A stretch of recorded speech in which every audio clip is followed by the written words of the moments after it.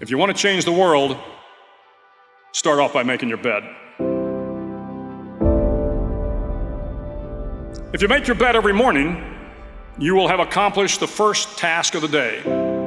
It will give you a small sense of pride, and it will encourage you to do another task, and another, and another.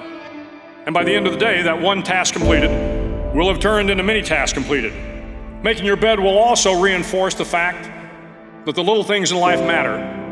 If you can't do the little things right, you'll never be able to do the big things right. And if by chance you have a miserable day, you will come home to a bed that is made,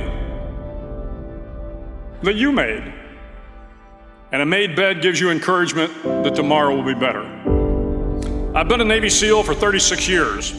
Every morning in SEAL training, my instructors, who at the time were all Vietnam veterans, would show up in my barracks room, and the first thing they'd do was inspect my bed.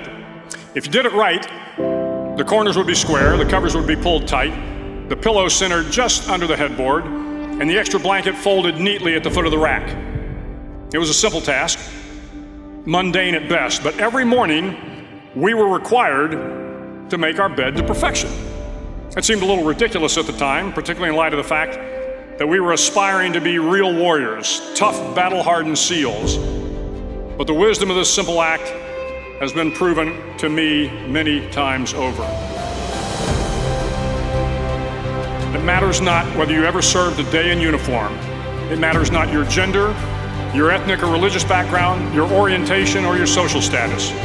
Our struggles in this world are similar, and the lessons to overcome those struggles and to move forward, changing ourselves and changing the world around us, will apply equally to all. If you think it's hard to change the lives of 10 people, change their lives forever, you're wrong. I saw it happen every day in Iraq and Afghanistan. But changing the world can happen anywhere, and anyone can do it. So what starts here can indeed change the world. You will likely fail often, and it will be painful. It will be discouraging.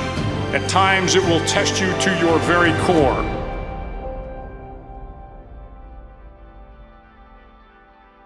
At that darkest moment of the mission is a time when you need to be calm, when you must be calm, when you must be composed, when all your tactical skills, your physical power, and your inner strength must be brought to bear.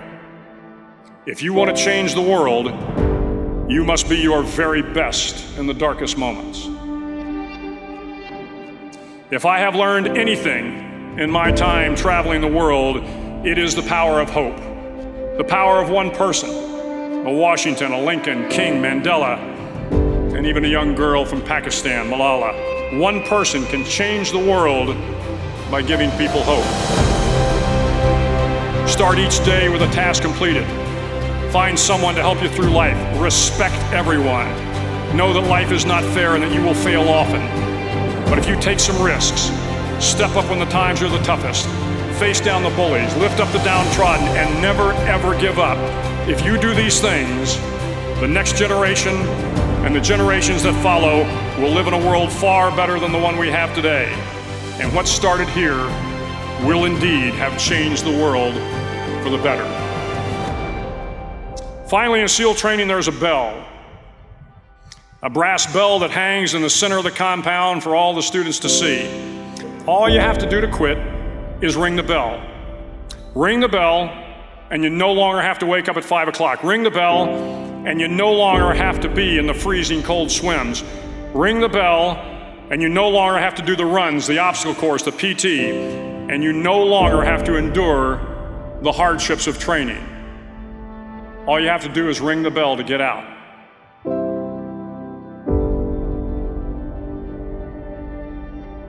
If you want to change the world,